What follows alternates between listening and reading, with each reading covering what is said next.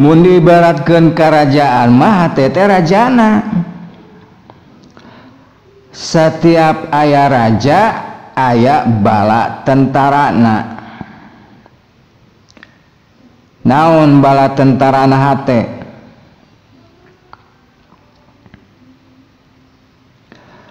Mun dikelompokkeun mah aya 3 divisi utama anu ngarojong kana jumenengna hate.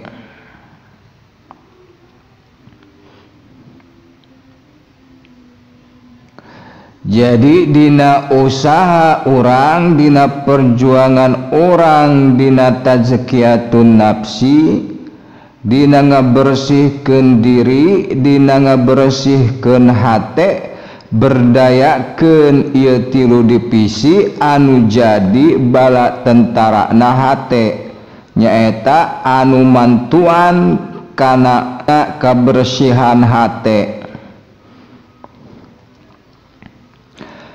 Divisi anu kahiji disebut irodat. Irodat teh nyaeta anu mencetuskeun ide-ide, anu mencetuskan i'tiqad, anu mencetuskan niat atawa ipokal, anu mencetuskan visi pamaksudan, jeung anu ngobarkeun semangat juang, memberikan dorongan untuk mewujudkan suatu pekerjaan dalam rangka mencapai sebuah tujuan.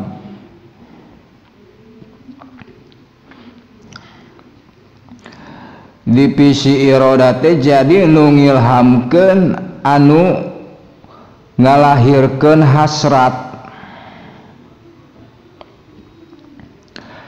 Di antara bala tentara hate anu tergabung kana divisi irodat nyaeta nafsu.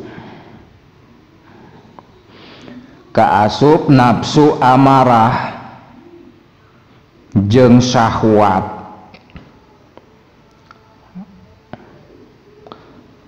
Hasrat-hasrat. Namun diibaratkeun mah amarah teh lir ibarat seuneu. Ari seuneu aya 2 alternatif. Kahiji seuneu anu teu terkendali, kadua seuneu anu terkendali. Nu ngaran seuneu ngaruksak sote lamun teu dikendalikeun, lamun teu terkendali. Tapi lamun eta seuneu terkendali, mangka eta seuneu bakal jadi mitra manusia anu loba mangpaatna, anu gede jasana. Seuneu anu terkendali teh contona seuneu anu dijalurkeun dina lampu cempor, dina kompor, dina gasolin, jeung sajabana. Jadi amarah anu jadi bala tentarana hate teh nyaeta amarah anu terkendali,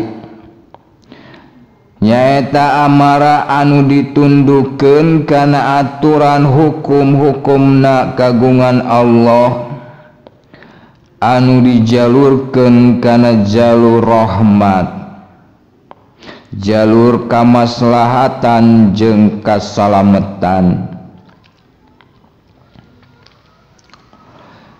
Contona ieu peran amarah, misalna lamun urang aya nu merangan, nah urang rek cicing wae. Lamun urang aya nu merangan, urang wajib membela diri, mempertahankan diri.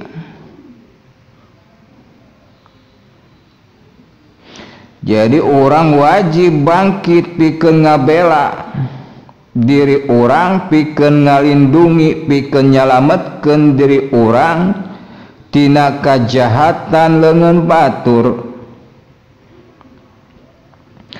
Tadi dia aya peran serta al-godob. Ari al-ghadab teh nyaeta amarah. Jadi amarah ge mun geus dikendalikeun make hukum-hukum Allah mah moal nyilakakeun, tapi malah bisa nyalametkeun ka urang. Boh dina urusan kasalamatan dunya, boh dina urusan kasalamatan akhirat. Jadi ngaji bab nafsu teh tong sapotong-sapotong. Meh teu ngabuntut bangkong. Ari ngabuntut bangkong teh nyahona karek semut gorengna geus disimpulkeun, geus diponis. Disimpulkeun wah ye nafsu teh goreng, ye nafsu teh mudorot. Padahal setiap makhluk aya dua alternatif, aya dua sisi. Jadi lintang ti nafsu amarah teh bisa mawa kana kamudorotan, bisa oge mawa kana kamaslahatan, kana kasalamatan. Jadi nafsu amarah ge aya alusna, aya guna jeung mangpaatna. Jadi dia yakin setiap anu diciptakeun ku Gusti Allah teh eueuh nu mudorot. Kabeh ge aya gunana, aya mangpaatna, aya hikmahna. Buktina dina ibadah ge sing horeng butuh nafsu, kaasup nafsu amarah. Jadi nafsu amarah ge kapake dina urusan ibadah saperti dina ngalaksanakeun parentah jihad. Nya kitu deui nafsu lawamah, nafsu sawiyah jeung nafsu mulhamah tundukkeun ku urang supaya jadi bala tentarana hate anu satia, anu ngarojong kana wujudna kebersihan hate. Sabab ieu kebersihan hata teh mangrupakeun syarat pikeun salametna urang, pikeun bagjana urang ti dunya nepi ka akhirat. Jadi eta nafsu amarah, lawamah, sawiyah jeung mulhamah teh sarua jeung aya dua alternatif. Geura sok tapakuran ku urang masing-masing. Divisi nu kadua disebut kudrot. Ari tadi mah divisi irodat, divisi penggagas, divisi pencetus, anu mere gagasan-gagasan. Ari divisi kudrot mah nyaeta divisi pendobrak, divisi penggerak, divisi pelaksana. Jadi anu ngalaksanakeun, anu ngawujudkeun eta gagasan-gagasan anu dibijilkeun ti divisi irodat. Naon barangna?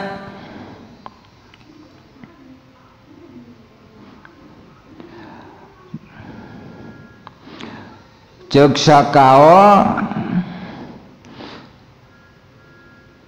tina keterangan Kangjeng Nabi aya keterangan nu netelakeun yen dina wujud manusia teh aya 360 rusyah.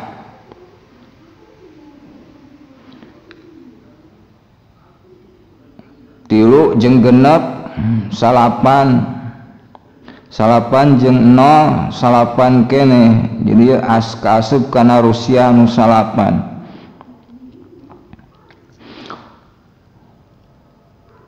Di antara Rusiana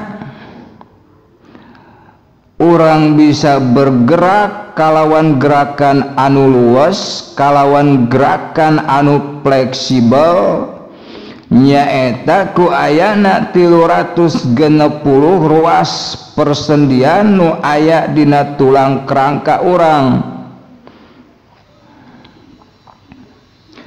Jadi pergerakan manusia dina ngawujudkeun gagasan-gagasan anak, dina ngawujudkeun ide-idena teh eta teh mangrupakeun hasil gawe bareng, mangrupakeun hasil kolaborasi tina 360 ruas persendian anu aya dina tulang anu ngawujudkeun gerakan-gerakan anu dibutuhkeun dina pagawean. Jadi nu kaasup kana divisi kudrot eta nu utamana nyaeta 2 leungeun jeung 2 suku. Artina nu ngawujudkeun keretagna hate teh nyaeta pasukan penggerak nu disebut divisi kudrot.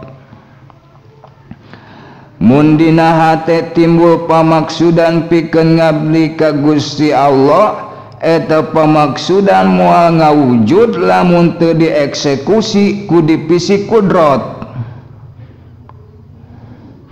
Kaasup dina ngadua pan sok aya kolot nu ngaduakeun ka anakna nu rek berangkat ka sabdunya ka kota.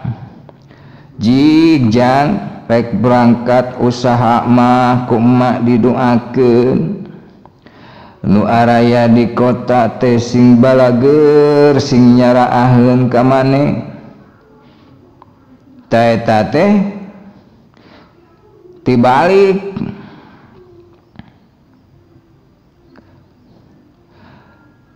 urang heula sing bager ka batur, urang heula sing nyaahan ka batur. Lamun urang geus nyaahan ka batur, lamun urang geus bager ka batur, karek aya harepan urang dibageran jeung dipikanya aku batur. Jadi doa teh ulah dikabaturkeun tapi kembalikeun ka diri orang sorangan supaya orang gerakna nujuna kana dinya. Hartina eta doa teh supaya dipigawe ku orang sorangan.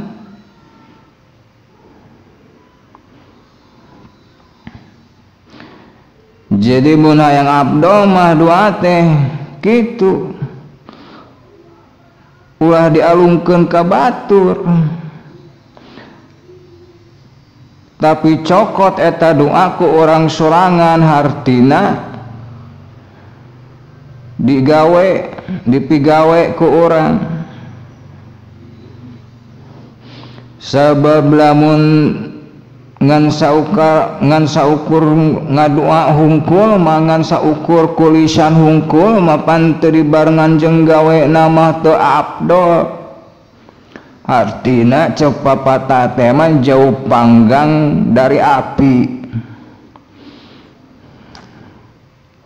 Jadi jauh jarakna antara doa jeung ijabah. Jadi ijabah teh diantarana aya dina gawe. Jadi salian ti kudu daek ngadua, kudu daek digawe.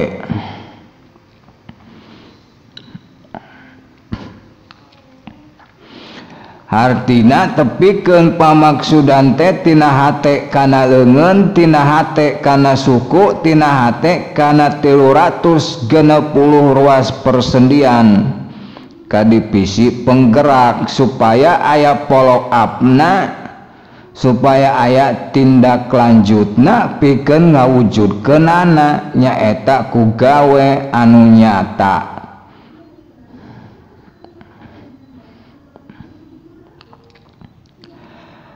Divisi nu katilu disebut idrok. Ari divisi idrok mah tugasna teh spionase. Ari spionase teh mun dina polisi malir ibarat intelna. Ieu tugasna teh membaca, mengamati, meneliti, mensurvei, memetakan situasi, kondisi, dan toleransi.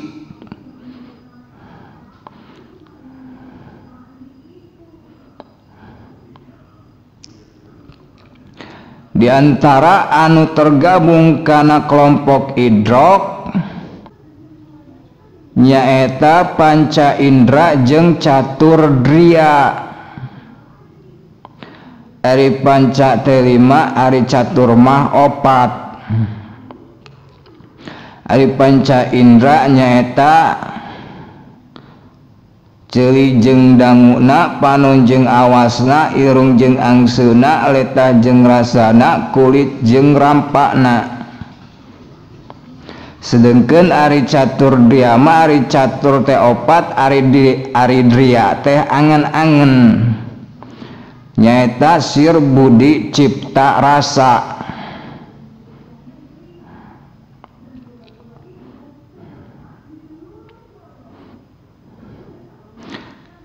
Kaasup akal, tak asup karena divisi akal nu mere pertimbangan dina pagawean. Jadi dina perjuangan orang dina ngabdi ka Gusti Allah teh sing sabilulungan eta bala tentara teh ulah pakia-kia. Hartina kudu gawe bareng, kudu berkolaborasi, tekadna ucapna lampahna pikeun ngawujudkeun nu dimaksud ku hukum-hukumna Allah, diantaranya nyaeta qalbun salim jeung muhlisina lahuddin.